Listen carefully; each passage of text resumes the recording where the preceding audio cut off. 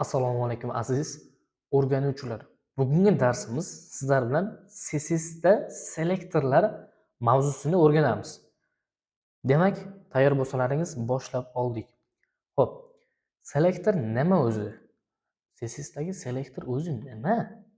Nima deb tushuna olsak bo'ladi? Endi sizlarga oddiygina misolda tushuntirib beraman. Masalan, biz kechagi darsda CSSda style bilan HTML bog'ladik-a? Style bilan HTML bog'ladik. Mana shu joydagi chaqirilishlarni ko'rib o'tamiz. Tushunyapsiz-a? Yoki mana shu joyda ham chaqirdik-ku, mana shu joyda chaqirilishi elementni, ya'ni selektor degani o'zi HTML dagi elementni chaqirish, chaqirib shunga xossa berish, property berish, CSS berish deyiladi.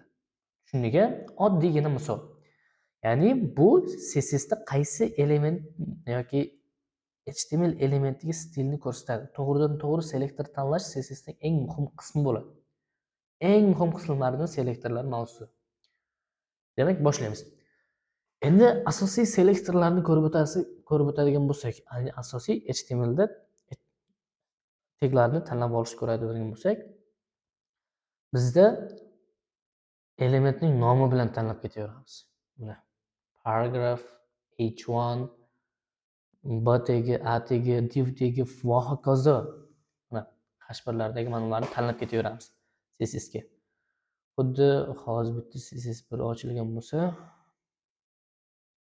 men CSS 2.html dedim. Buni uncha ishlatmaymiz. Bizda hozir nimadan ko'proq ishlatamiz? Bizlar internal style turidan ko'proq ishlatamiz. Mana shu joyda style deb ochaman. Dokumentatsiyamga selektorlar tanlab olish deb mavzusini qo'yaman. Selektorlar tanlab olish degan mavzuni qo'ydim. Endi mana shu joyda body'imizga bitta H1 sarlavhalarini olib kelaylik. H1 paragraph mana shu joyga biz natijamizni chiqarib qo'yaylik. Buni sal kichraytiraylik. Xo'p. Ko'ryapsiz-a? Mana ko'rayotgan bo'lsak, mana shularni tanlab olamiz ekan. Ya'ni bizda birinchisi element tag selector ekan. Mana shu elementlarni yozamiz. Mana paragraph elementini yozamiz. Div degan agar bo'lsa-da, div degan elementlarni yozamiz. Va hokazo mana nechta elementimiz bo'lsa yoki xohlagan elementimiz mana shu joyda bo'lsa, agar stil bermoqchi bo'lsak, yozamiz mana shu joyda. Mana shu joyda yozamiz. Ko'ryapsiz-a? Mana shuning o'zi element tag selector deyiladi. Masalan, color brown. Ko'ryapsiz-a? Background color green. Shunaqa o'zingiz bilmagan holatda yozib o'rganib ketasiz hali. O'ylamang, boshda shunaqa sal qiyinroq bo'lishi mumkin, lekin o'rganib ketasiz. Mana shu element tag selector deyiladi. Mana element tag selectorni yozib ketaveramiz. Keyingisi bizda class selector. Class selector tochka, ya'ni class degan nima degani? Xuddi maktabimiz bor deb faraz qilaylik. Bu kechagidan qolgan darsdagi bu light shot ishlatamiz siz bilan. Masalan, maktabimiz bor-a? Maktabimiz bor. Maktabimizda bizda sinfxonalar bor. Sinfxona 1-klass, 2-klass yoki 3-klass, 4-klass, 5-klass, 6-klass, 7-klass va hokazo klasslar bor. Mana shu klasslar ko'ryapsizlar? Mana har xil klasslar bor mana. Men aytaman. Men bitta narsa qilib chiqaman. Hamma klassga bitta nomlab chiqaman. Bitta nom. Tushunyapsiz? Masalan, hamma klassning nomi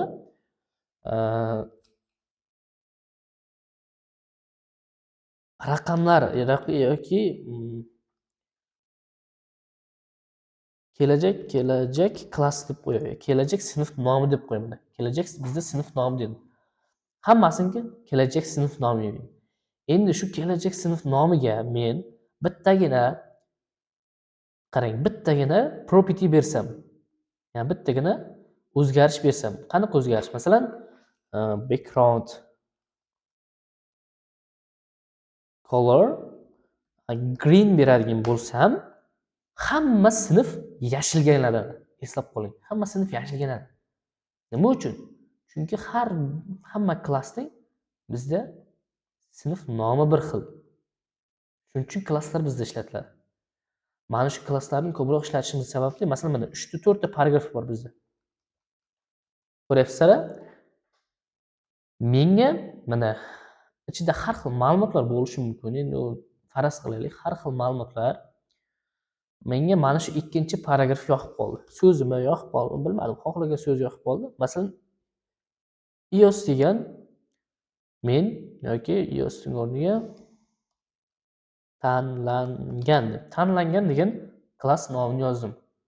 Mana shu tanlangan degan klass nomiga menga yana bitta yuribman, men xuddi yana bitta klass yoqib qoldi. Yana bitta sinfxona yoqib qoldi. Yana bitta klass yozaman. Bunga masalan tanlangan deb yozaman. Qarang, bir xil yozyapman. Mana shu joydagi bilan mana shu joydagi bir xil. Tanlangan dedi. Endi menga bo'ldi. Men maktabga chiqdim. Endi maktabda endi yozaman endi.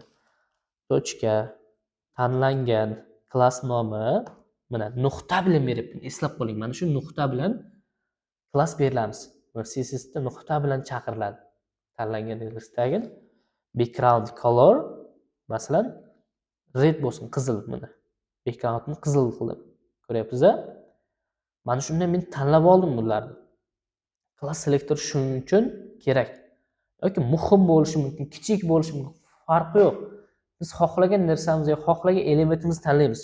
Masalan, H1 bo'lishi mumkin, H2 bo'lishi mumkin, H3, H4, H5lar bo'lishi mumkin. Tushunyapsiz-a? Deylik, ko'paytiruv 6 ta. Mana H1lar, H2, H3, H4, H5, H6, H7, H8, H9 yoki H6 gacha bor. Menga xohlasam H3 yoqib qoldi. Klass deb tanlab olishim mumkin. Bu yerda hammasi bir xil bo'lishi shart emas. Muhimi tanlab olish bu yerda bizda hozir. Klass. Muhimi tanlab olishimiz masalan menga H6 yoqib qoldi. Elementimizni tanlash aytiladi. Tushunyapsiz-a? Xo'p. Agar men mana shu joyda tanlanganlarimiz bitta paragrafga buni tagiga background color blue desam, nima bo'lib ketadi hammasi? Ko'kka aylanib ketadi. Menga o'zi tanlanganlari shuning uchun klass kerak bo'ladi. Xo'p, tushunib bo'lgan bo'lsangiz, inglisi ID selector. ID selector deganda nimani tushunamiz? Masalan, bu qora fondan chiroyli yaxshi foydalanyapmiz. ID selector deganda biz boyagi bir maktabda misol olaylik. Maktabning ichida boyagidek klasslar bor, o'quvchilarning klasslari va hokazo. Tushunyapsiz-a? O'quvchilarning klasslari, o'qituvchilarning klassi bor, katta o'qituvchilarki bor, yoki farroshlarki bor, yoki shunga o'xshash jamoat klasslari bor, jamoat xonalari bor. Shu o'rinda bizda direktorning xonasi ham bo'ladi. Albatta, maktabimizda direktorning o'zining xonasidagi direktorning o'zi asl xonasi bo'ladi. Direktor. Yoki bizda ham bitta klasslar yoki ham bitta xona bor bizda ma'naviy ma'rifat ishlari bo'yicha xonasi ham bo'lishi mumkin. Boshqa xonalar asosiy bizda masalan xuddi dekan xonasi bo'lishi mumkin, rektor xonasi bo'lishi mumkin, asosiy xonalar bo'lishi mumkin. Ana shunaqa holatda bizda ID selektori chaqiriladi. Ya'ni ID selektor qachon chaqiriladi? Xuddi biz bitta bodyning ichida bitta kontentda saqlayapmiz. Masalan, div ochaylik. Divning ichida ko'ryapsiz-a? Divning ichida barcha mana H1 paragraf va hokazolarni saqlayapmiz. Ana shu divni nomlab qo'yish mumkin ekan. Klass bilan berish mumkin, lekin ID bilan bersam xuddi unikal bo'ladi. ID deb nomlayman. ID deb nomlab, masalan, ichiga rektor dedim yoki rektor deb yozib qo'ydim. Paragrafdan keyin yana tochka rektor deb yozib backgroundini, colorini redga aylantiradigan bo'lsam, rektor yo'q. Bu rektor tochka bilan keyin chaqirilmaydi.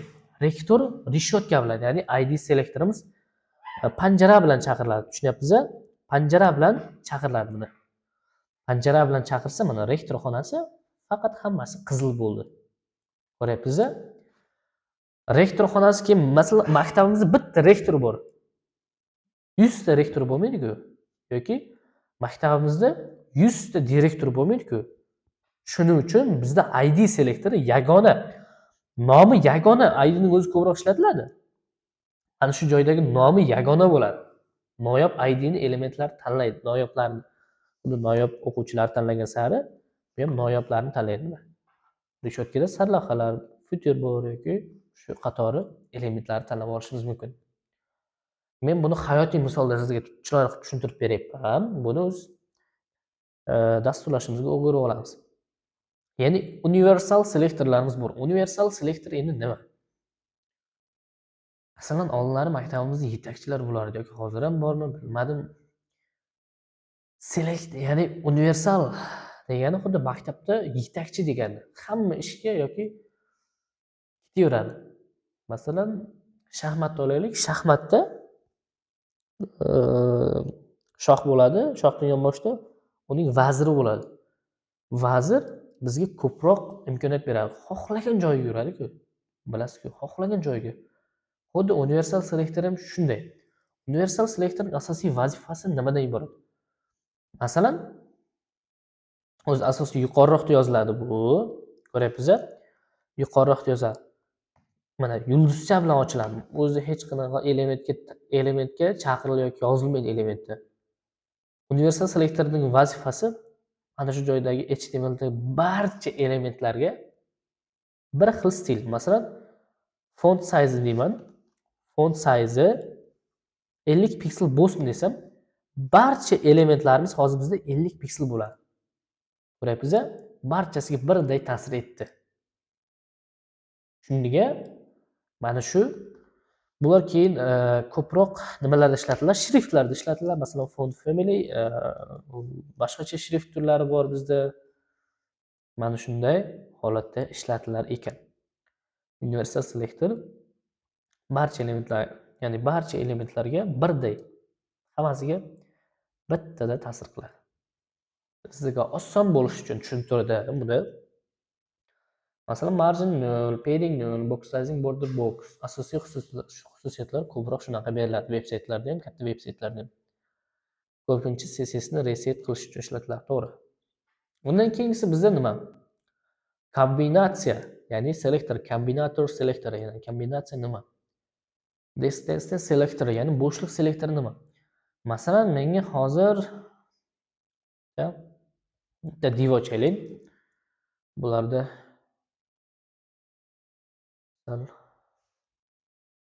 o'tiraylik. Bularda ham bizga kerak emas, hozirchalik. Bitta div ochay. Masalan, divim nima bo'lsin?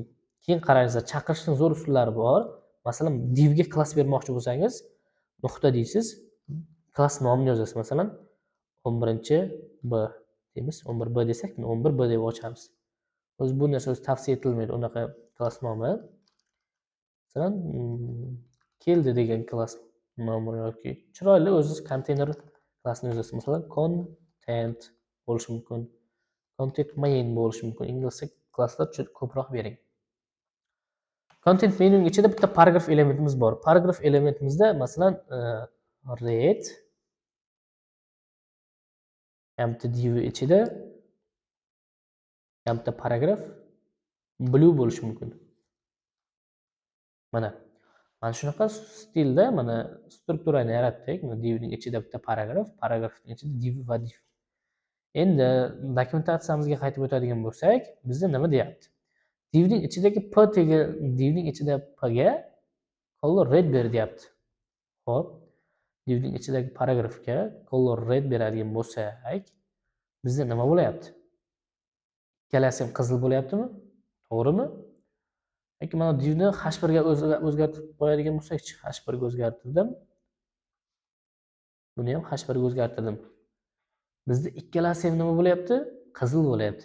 Demak, mana divning ichiga kir. Mana bo'sh joy tashsa kir degani, masalan, ichiga kirish degani. Paragraf desak, divning ichidagi barcha paragraflar mana oladi degan qizil qilib berdi. Keyingisi, masalan, child selector. Ya'ni child selector nima? Faqat to'g'ridan to'g'ri bolalar uchun ishlatiladi. Mana child selector. Ya'ni div mana shunaqa belgimiz bor va paragraf. Divning ichida bitta paragraf bor. Bu ham bitta paragraf emas. Mana shu joyda endi biz buni o'zgartirib yuboramiz. Mana child selectorni qo'llamiz.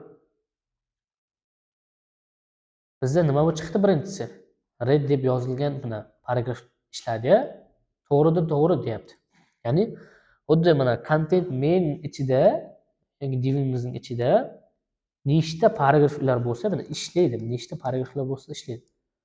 Shu H1ning ichida bitta paragraf bo'lsa, lekin bu ishlamaydi. Ko'rdingmi? Xuddi bu o'g'illari, mana paragraf o'g'illari, H1 ham o'g'li. H1ning o'g'lining ichida o'g'li bor. Bu divga nevara deyiladi. Masalan, nevara deb olsak, nevaraga ishlamaydigan, faqat o'g'illariga ishlaydigan bu. Biz child selector. Child degan o'zi bola degani-ku. O'zining bolasiga ishlaydi. Nevarasiga emas deydi. Endi bir nechta selektorlar bor. Masalan, virgul. H1, H2, H3 farqi yo'q. Bular nima bo'lishi mumkin? Bu kontentlarda Ctrl bu yoqqa o'taman.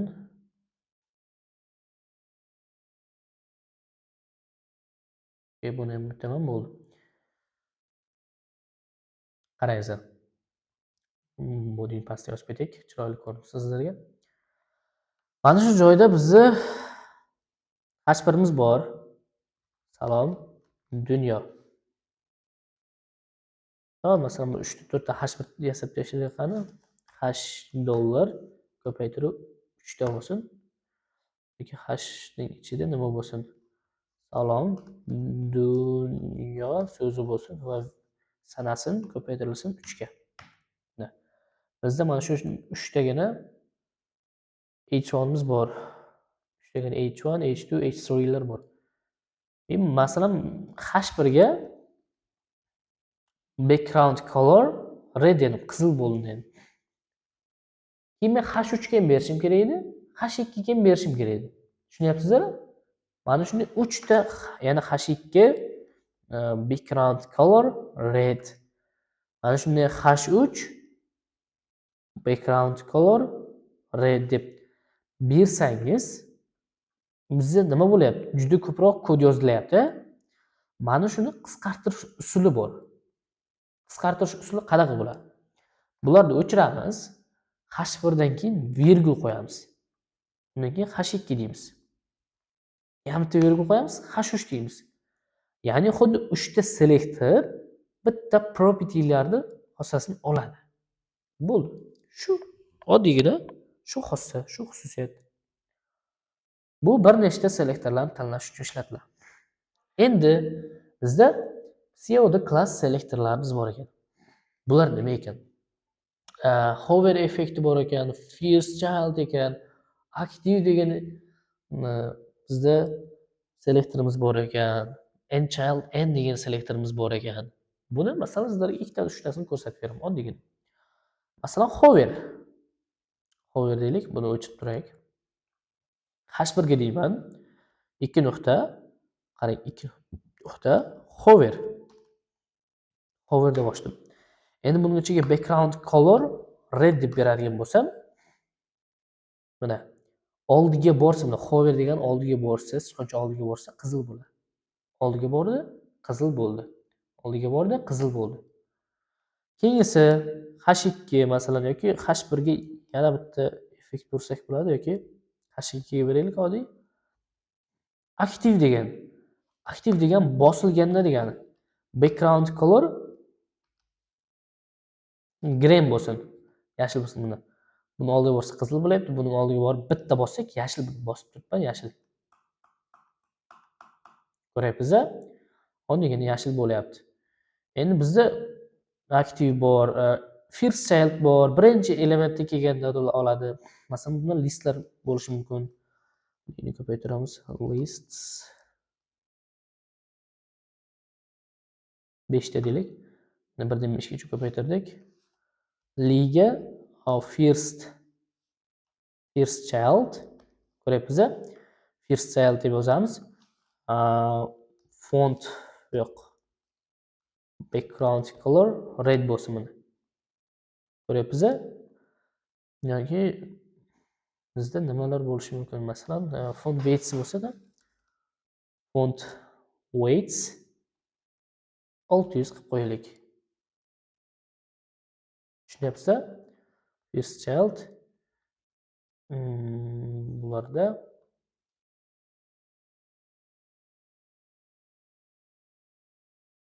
birinchi elementi bizda nima bo'lishi kerak edi? 600 element o'zgarishi kerak edi. Afsuski o'zgarmadi bu. Xo'p, keyingisiga o'tamiz. N child bor. N child degani bu bizda n'chi bolasi degani. Ya'ni listning endi n'chi bolasini ko'rib o'tamiz. N child masalan menga 3-chi bolasiga background color red deyman. Tushunayapsiz? Balkim shunday bu yerda listlar to'g'rimi? To'g'ri.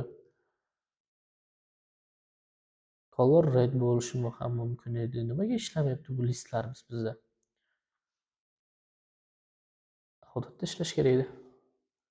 Color red ikkinchi yoki even bo'lishi kerak. Mana even bizda ishladi mana. Evenlar mana. Bu juftlar bo'lishi mumkin. Ko'ryapsiz? Shu asosda ishlaydi. Darslardagi topshiriqlarni bajarib ko'ring. Uyga vazifalarni ham hammasini bajarib, hammasini men aytgan stil xususiyatda ishlab boring. Mayli, ko'rishguncha sog' bo'ling, omon bo'ling.